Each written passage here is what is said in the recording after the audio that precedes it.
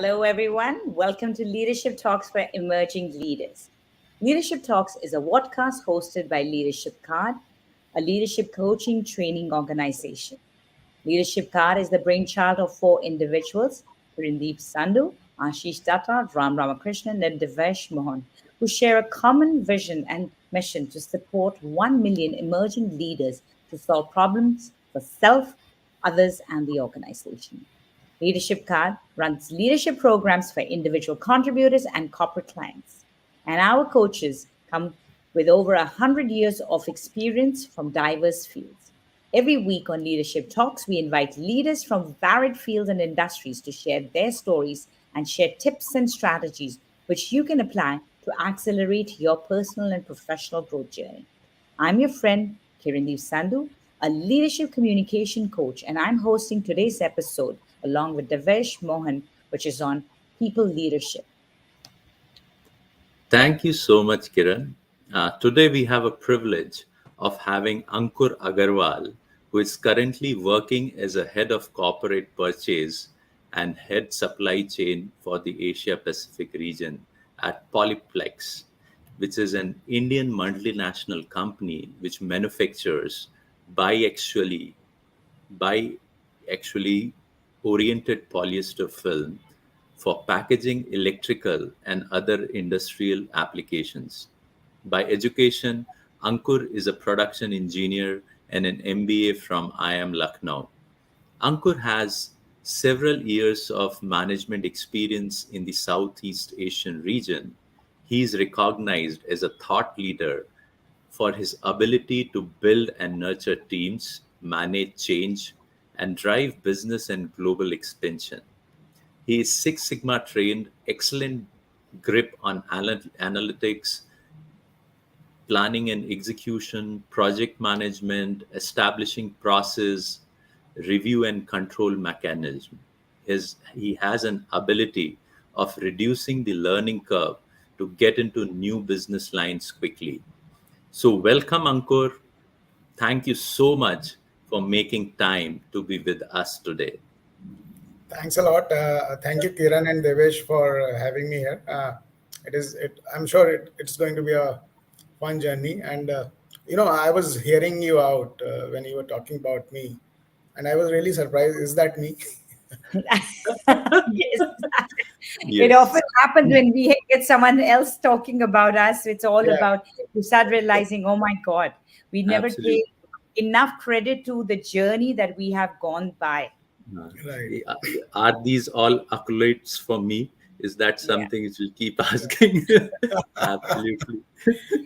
So, True. Ankur, let's get started. So, my one of the first things that I know you're a very fun person to be around. You're a very people oriented person. You love people. So, I mean, would that be something? I mean, how would you describe your leadership style? Oh, okay. So, Has frankly, that actually influenced your leadership style?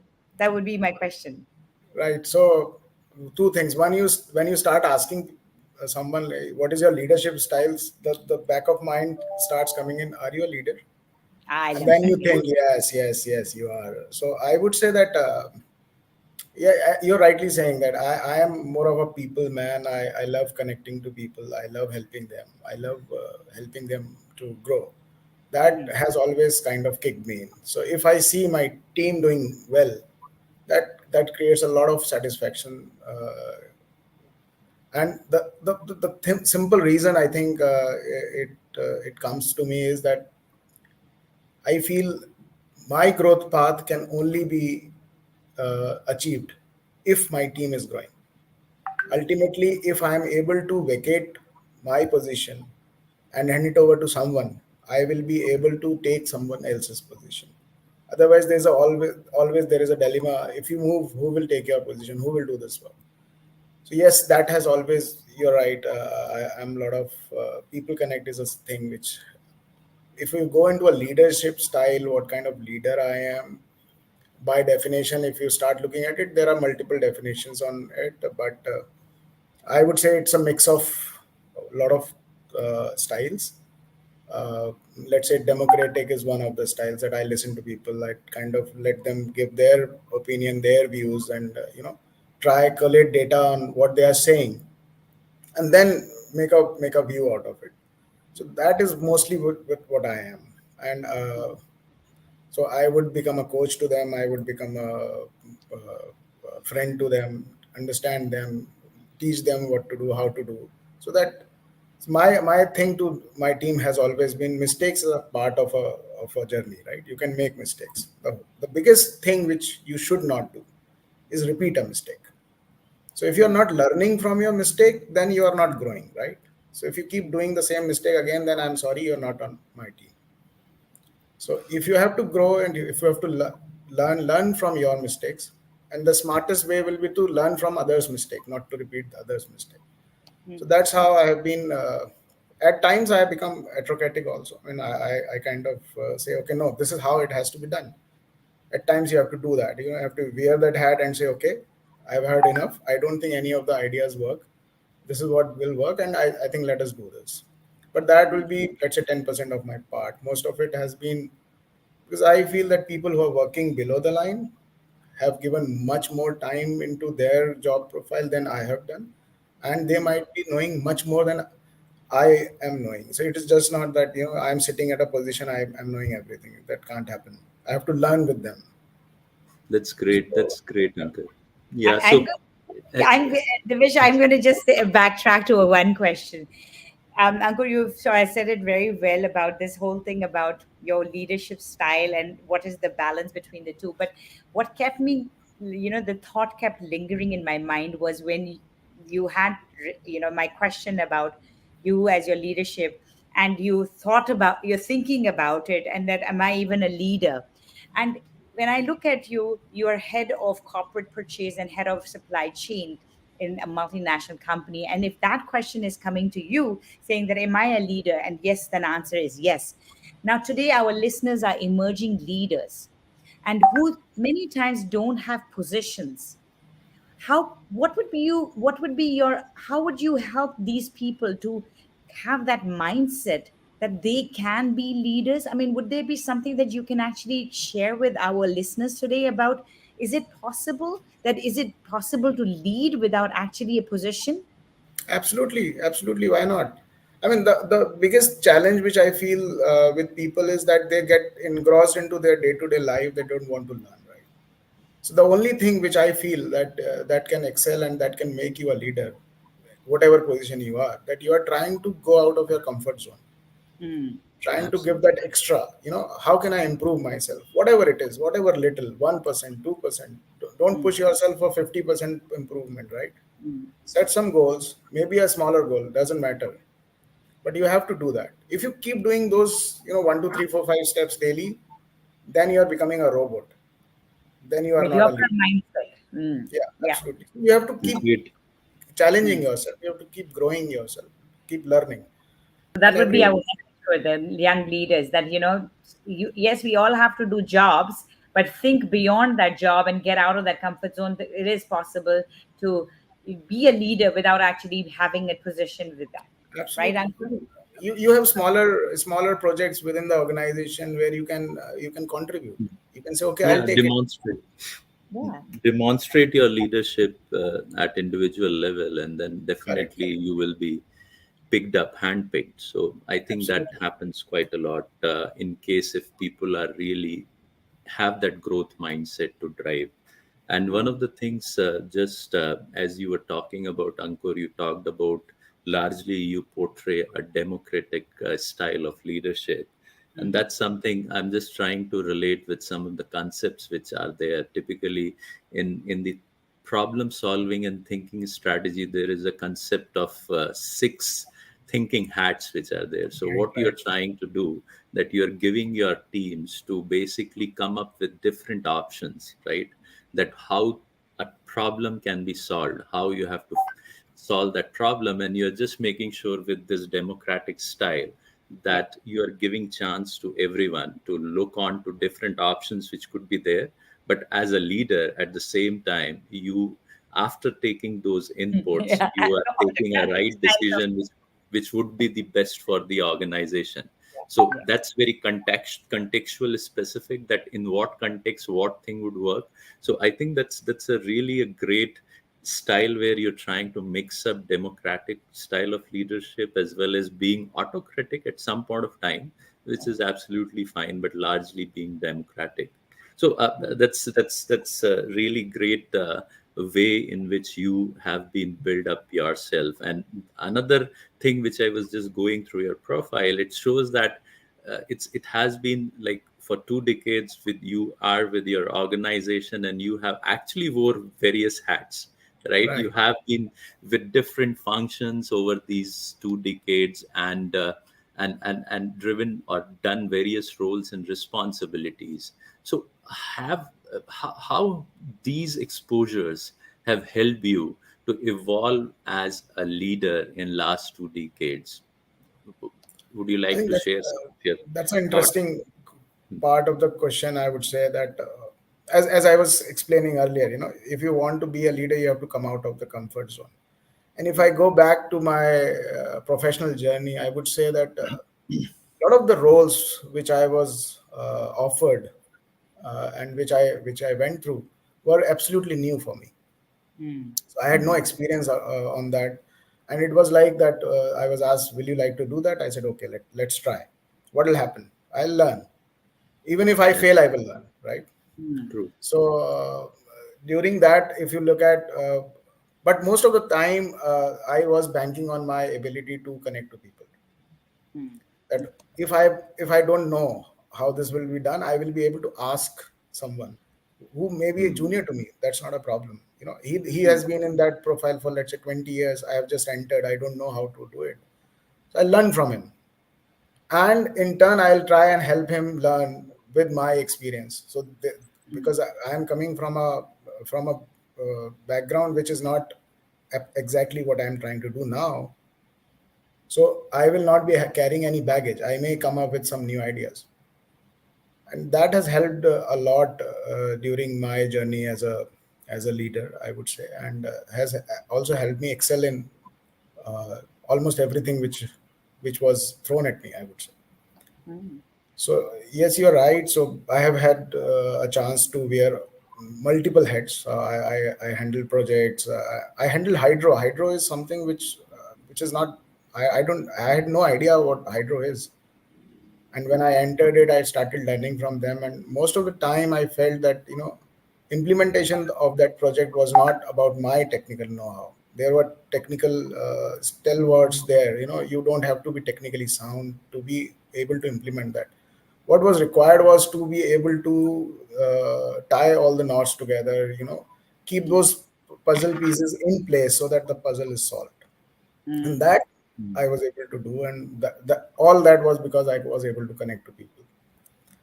So Great. yeah, No, So so that's that's really really. from the cross-functional, like, so that would be another message that I would say to our emerging leaders is that don't, there we always get stuck in our own departments or our own like job profiles, and we because we feel that that might be the only way. But actually, if you start diversifying, you will get different experiences, and over a period of time you accumulate, because there are no wasted efforts. You actually learn, and as a result absolutely you learn exponentially because you've now got different hats that you're wearing and knowledge from different point of views.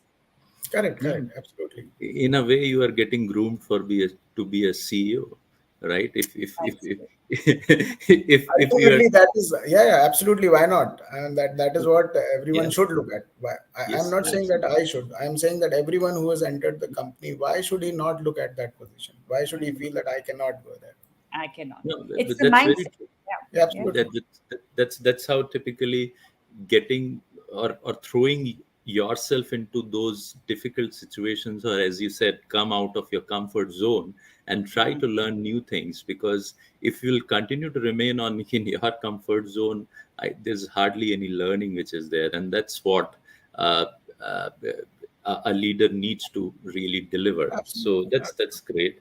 And the second thing which I really liked, you talked about like the technical know-how was like unparalleled. Yeah. Everyone There were Yeah. people with such a huge understanding of how technical things could be done, but it was a lot of other things where you need to solve the puzzle. And yeah, I'm sure it would be with respect to a lot of different things. And one of the things which I also firmly believe is that technology never fails. It's always the human to human interaction which Correct, make correct. it fail. So, and that's where actually you become such a great leader, while you naturally comes up with how I can engage with others, how I can lead different teams, how I can be humanly more empathetic in terms of to make my team more successful. So Absolutely. I think the next question is just an extension to that. In terms of that, as a leader, you have been saying that your success is dependent on the success of your team, right? So, and you have nurtured different teams, you have supported them in their growth. So can you share with our listeners about some of your learnings in managing team dynamics and dealing with team conflicts successfully? Because that's one of the areas which always would remain, right? You have teams, there would be certain conflicts which will keep arising, and the success of the team, because there would be people with different egos, the way they want to drive it. So how over a period of time you have learned to master this art, where how to address those conflicts within the teams? So what you're telling me is to divulge my trade secret, right? Or Yeah. yeah, So so that some of other those which leaders can learn, as you said. Okay, no, I have no problem doing that. I'll Yeah. tell you very frankly, as you said, absolutely. And there are a lot of people who have so much technical know-how. And when you are so knowledgeable, sometimes it becomes a very thin line between, is it my ego or is it my knowledge, right?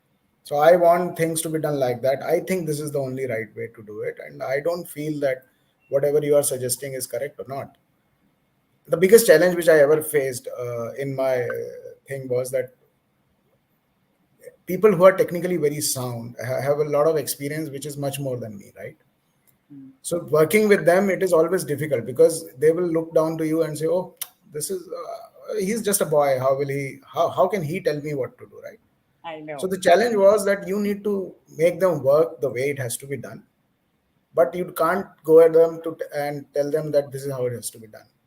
So Mm. what I've learned through the experiences is this, that how to make sure that whatever you are thinking or whatever data you have collected and then you concluded that okay, this way the work can be done, can it come out from their advice, So instead of saying ki, I think this is the way it has to be done, normally what I try and do is that I'll go to them, talk to them, give them that comfortable great. discussion point and break the ice, and then slowly put in my idea into their minds, not saying that I think this will work, Mhm. but saying that I was thinking this can be like this. In your experience, how do you feel? Do you really think this will work? Now what Mm. happens is that you have planted that idea into the mind Mm. without offending the other person. Now obviously, I mean, he has to succeed. He has to also solve that problem. He is also seeing that there is a problem, but Mm.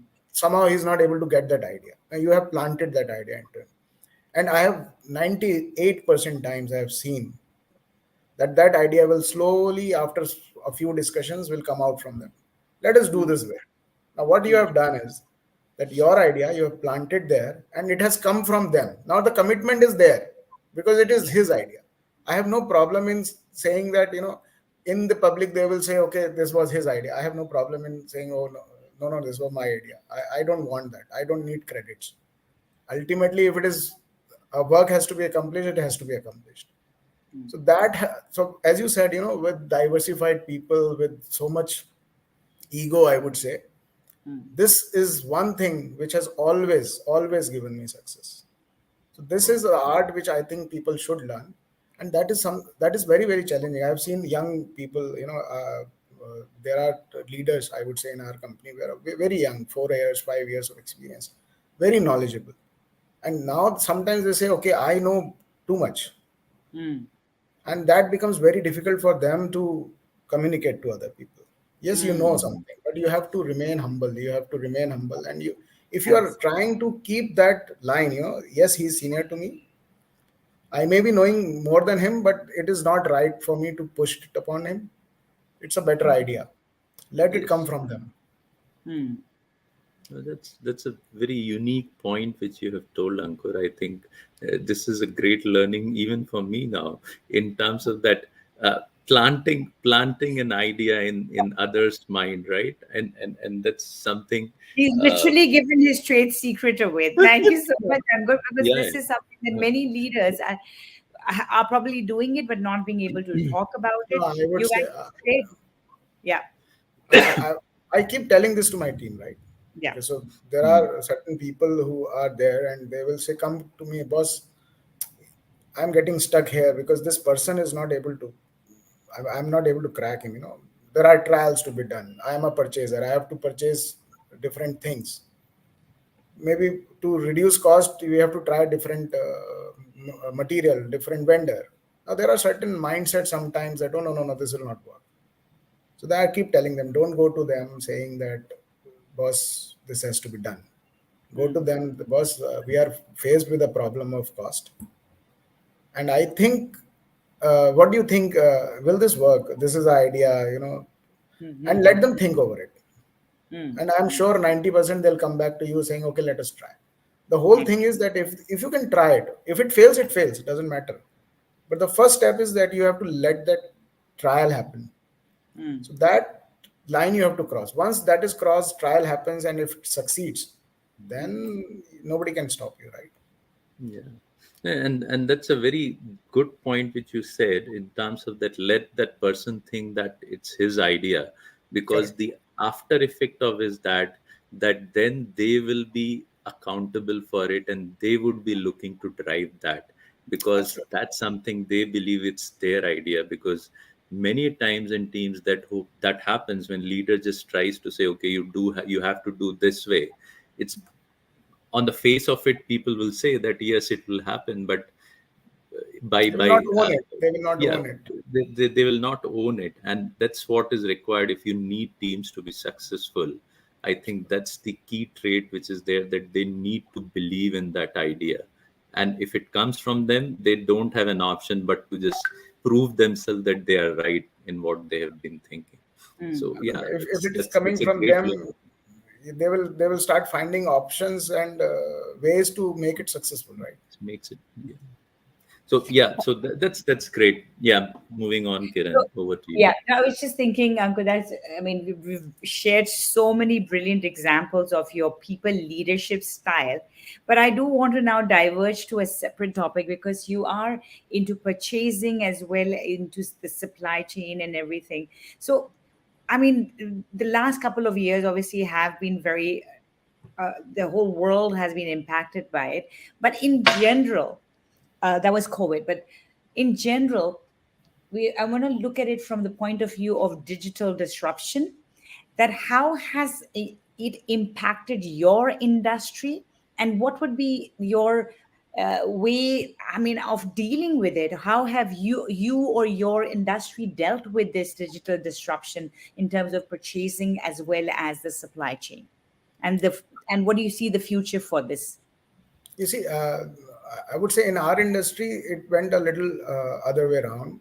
There were disruptions around, and there was a lot of opportunity for us as an industry to bring in digitalization into the overall operations. And if I Absolutely. talk about the supply chain part, I would say that that has been something which my team, I would say, takes proud on being able to implement that. The biggest customer problem prior to COVID always was that how to communicate to them that there are shipment delays or there is a shipment problem, and to be proactive with them, right? So you have thousands of shipments, thousands of freighters going around, and you have so much material on the sea. How do you make sure that it is communicated to them? So the team started finding the solution, and earlier we used to do it manually, right? So the digitalization means that you have to go to the website and see where the ship is, track it. We started looking for solutions that can it be done automatically? Can somebody do it for us? So we found a company which started this as a, it was a startup, a brilliant IIT graduate startup, and we signed it. And we are finding that it is very, it is becoming a part of us now. Slowly the digitalization has started peeking into us, and so now I feel that if there is a disruption in that overall thing, then what will we do? How will we go back? That become a challenge. Yes. So I think as a word or as an industry, what we have to make sure that yes, we are dependent on this overall digital world, but we have to keep our roots stable. There are a lot of things which now people are doing, data safety, you have different servers here and there, so those are all part and parcel of life. But now a lot of discussion has started happening on how to make sure that if what happens if everything goes out, if there is no light, will you be able to cook if you have electric heater? So then you start thinking of it, then you start having, so you need to keep yourself trained enough that if this happens, then I can go back to my drawing board and do that paper pencil. And do it again. Yeah. That is something which I think is what we are trying to do now. Perfect. Devesh, over to you for the last question. Yeah, so Ankur, we are just coming to the end of the show. So I think my last question to you would be that this show is being heard by a lot of emerging leaders. So what would be your advice, that one advice for them, so that they can take away from this particular interview? I would say I will just two, three things that move out of your comfort zone. Don't try and make yourself a stereotype of this is what I can do. Remain humble. Treat people with the respect they deserve. Respect. If you respect people, you get respect. So it is earned. It is cannot be demanded, right? Right. And even if you think that you are knowledgeable, make sure that you are not imposing that ego onto the others. These three, four things, others are like, it comes automatically. Then you start getting habit of it. Ankur, you have brilliantly summarized all my key takeaways that I was going to be sharing with the viewers. You've brilliantly put it, and I think that those were exactly the same things. Come out of your comfort zone, be humble so that you can keep growing. There is no end to growth, and be a people person, because when you invest in people, you will grow leaps and bounds, and that is what exactly Ankur has today shared with us through his this episode on people leadership. With that, I would like to say thank you to all our listeners, to Ankur Agarwal for joining us on Leadership Talks for Emerging Leaders. Leadership Talks will be back next week with another leader to share their journey. For more information about our upcoming programs, to check out www.leadershipcar.com. And this is Kirandeep Sandhu, Devesh Mohan, and Ankur signing off till next time. Thank you. Thank you.